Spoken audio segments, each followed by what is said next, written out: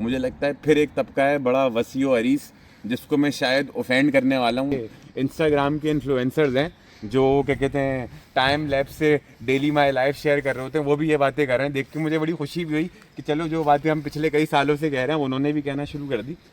हाँ भाई, तो कैसे हैं सब लोग? उम्मीद करता हूँ खैरियत से होंगे। एक और नया दिन, एक और नई वीडियो। सबसे पहले तो पुरानी वाली वीडियो पे मोहब्बत दिखाने के लिए, पसंद करने के लिए बहुत शुक्रिया। उस पर मेरे ख्याल में जितने कमेंट्स आए मैंने सब पे जवाब दिया है। अगर भाई कोई रह गया हो तो बड़ी माजरत है। उसके अलावा इंस्टाग्राम पे भी मुझे याद पड़ता है 3-4 मैसेजेस तो आए, उसका मैंने सबका जवाब दिया है। अगर किसी की भाई कोई क्यूरी रह गई हो, कोई कमेंट मिस हो गया तो इंस्टाग्राम पे मैसेज कर लिया करें। अच्छा, सिर्फ मैसेज ही किया करें, ये नहीं कॉल या वीडियो कॉल या मारना शुरू कर दें, ये नहीं, सिर्फ मैसेज किया करें, मैं जवाब दूंगा उसका। कोई अगर डिटेल्ड क्यूरी है तो मैं यही बोलता हूँ कि आप जो है अपना वॉइस नोट छोड़ दो, मैं उसको सुन के फिर आपको जवाब दे दूंगा। क्योंकि अभी भी ये हुआ है, मोर और लेस नाम तो नहीं लूँगा किसी का, 3-4 बंदे ना डायरेक्ट के अपना नंबर दें। ये मैं नंबर नहीं देता भाई, बड़ा तंग करते हैं लोग, तो प्लीज़ इस चीज़ को समझा करें। और बहुत शुक्रिया, आप समझते भी हैं। तो लिहाजा खैर, आज का जो टॉपिक है ना वो थोड़ा सा ख़तरनाक टॉपिक होने वाला है। मुझे लगता है फिर एक तबका है बड़ा वसीओ अरीस, जिसको मैं शायद ऑफेंड करने वाला हूँ। लेकिन मैं मेरा हरगिज़ मेरा मकसद नहीं है कि किसी को ऑफेंड करूँ। मैं जो है सिर्फ सच बताऊँगा। तो चलें फिर इस टॉपिक की तरफ आते हैं। हाँ तो भाई, सवाल ये है, बहुत सारे शादीशुदा लोग ऑफेंड हो जाते हैं कि मैं बड़ी शादीशुदाओं के अगेंस्ट बात करता हूँ कि आपको जर्मनी नहीं आना चाहिए। भाई मैं अगेंस्ट बात नहीं करता, मैं एक जनरल बात करता हूँ, ठीक है। अब मैंने देखा, मैं किसी का नाम नहीं लूँगा, बहुत सारे इंस्टाग्राम के इन्फ्लुएंसर्स हैं जो क्या कहते हैं टाइम लैप्स से डेली माई लाइफ शेयर कर रहे होते हैं, वो भी ये बातें कर रहे हैं। देख के मुझे बड़ी खुशी भी हुई कि चलो जो बातें हम पिछले कई सालों से कह रहे हैं उन्होंने भी कहना शुरू कर दी। तो भाई बात सारी ये, मैं सिर्फ कोई शादीशुदा स्पेसिफिक नहीं, मंगनी शुदा, कोई कमिटेड शुदा, कोई इस तरह के जितने भी लोग हैं ना, सबको मैं यही बोलता हूँ कि आप जर्मनी नहीं आएँ, और ख़ासकर स्टूडेंट वीज़ा पे तो बिल्कुल ही ना आएँ। उसकी यार वजह है, मैंने देखा है जितना अनसक्सेसफुल लोगों का रेशो यहाँ पे है ना, अनसक्सेसफुल इन द सेंस कि वो आए और उन्होंने अपना पैसा टाइम सब लगाया और उसके बाद वो यहाँ से चले गए, तो वो ज़्यादातर 99% जो है ना उसमें शादीशुदा लोग ही थे। उसकी वजह वही है, मैं जो 100 बार पहले भी बता चुका हूँ, शायद मैं फिर दोबारा बोल देता हूँ कि यार बेगम याद आ रही है और बेगम ने बड़े मसले मसाइल किए हैं और वो बोल रही है मुझे कब बुलाओगे, जबकि वो बेचारे किसी के साथ खुद यहाँ पे शेयर्ड में रह रहे हैं और जो है साइकिल पे बेचारे डिलीवरी का काम कर रहे हैं। मतलब काम कोई छोटा बड़ा या बुरा नहीं है, बता रहा हूँ स्ट्रगलिंग फेज है ना। अब बेगम नहीं समझ रही बैक होम, वो बस समझ रही है जहाँ पहुँच गए तो बस मुझे बुला लो, या फिर कोई निकाह शुदा, कोई मंगनी शुदा है तो ससुराल वाले बोल रहे हैं कब जो है वो शादी करोगे या जो भी है हमारी बेटी को बुलाओगे। तो भाई इतना आसान नहीं होता, मैं लोगों को ये बताता हूँ 3-3, 4-4, 5-5 साल लग जाते हैं लोगों को यहाँ सेटल होने में।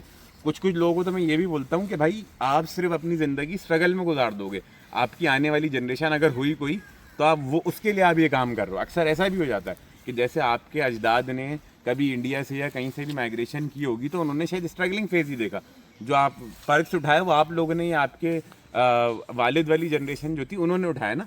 तो सेम यहाँ पे भी होता है। तभी मैं रिक्वेस्ट करूँगा जितने भी क्या कहते हैं शादीशुदा, कमिटेड शुदा, मंगनी शुदा इस तरह के लोग हैं वो जर्मनी ना आए। जर्मनी आपके लिए नहीं है, इवन पूरा यूरोप आपके लिए नहीं है, ठीक है। बहुत सारे लोग सवाल कर रहे होते हैं कि मैं FRV पे अपनी बेगम को भी साथ ले आऊँ, तो उस पर भी मैं कई बार वीडियोस बना चुका हूँ। इतना आसान नहीं होता, पूरा एक लेंथी प्रोसेस है, बड़ी चीज़ है। तो मेरी नज़र में पूरा यूरोप ही आपके लिए नहीं है। मास हुआ है शायद स्वीडन है जो विद स्पाउस स्टूडेंट वीज़ा भी शायद अलाउ करता है, मुझे नॉलेज नहीं है।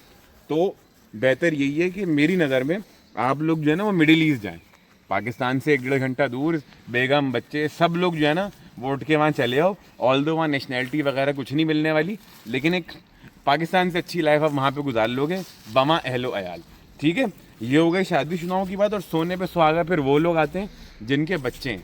तो ऐसे लोगों को तो मैं यूँ हाथ जोड़ के बोलता हूँ भाई प्लीज़ मत आओ, प्लीज़ यहाँ पे मत आओ। उसकी वजह है, एक तो आप यहाँ आए फिर आपका सारा टाइम यही रोना कि यार मुझे मेरा बेटा याद आ रहा है, मुझे मेरी बेटी याद आ रही है, मुझे मेरे बच्चे याद आ रहे हैं, मुझे ये हो रहा है। इस सब से भी ओवरकम कर लिया। एक सिनेरियो बना लेते हैं, आप चांसन गार्डे पे आए थे, आप बहुत एक्स्ट्रा टैलेंटेड थे, आपको जॉब मिल गई। जॉब मिलने के बाद आपका FRV का प्रोसेस भी हो गया, बीवी बच्चे भी यहाँ आ गए। उसके बाद वही जो मैं पहले भी बोल चुका, दूसरा कंसर्न कि मैं इस माहौल में अपने बच्चों को कैसे बड़ा करूँ। यहाँ पे तो यार मुझे समझ ही नहीं आ रहा मेरे बच्चे कैसे रहेंगे। तो भाई इस तरह की ना बहुत सारी फिर चीज़ें हैं। ऑब्वियसली आप जो है क्या कहते हैं कोई सऊदीया नहीं आ रहे, ऑल्दो वहाँ के अपने मसले मसाइल होंगे जो भी है। तो लिहाजा मेरी आपसे यही गुजारिश है कि जितने भी शादीशुदा लोग, बीवी बच्चों वाले, कमिटेड, मंगनी शंगनी, वो ना तो यहाँ स्टूडेंट वीज़ा पे आएँ, ना तो यहाँ चांसन काटे पे आएँ। ठीक है, मतलब ये ऑफेंड नहीं, मैं अपनी एक सर्कल में जो नॉलेज है उसके तहत बता रहा हूँ। हो सकता है मेरी बात गलत भी हो, लेकिन मैंने अभी तक यही देखा है। तो मुझे लगता है बस यहीं तक की थी ये वीडियो। इससे रिलेटेड अगर कोई आपका सवाल है या इसके अलावा कोई सवाल है तो आप मुझे जो है कमेंट में पूछ सकते हैं। अगर ये आपको लगता है थोड़ा सा पर्सनल टॉपिक है, इससे रिलेटेड कोई पर्सनल सवाल है कि आप चाहते हैं कमेंट में सब ना पढ़ें, तो आप मुझे इंस्टाग्राम पे डायरेक्ट मैसेज कर सकते हैं, मैं वहाँ पे भी जवाब दूंगा।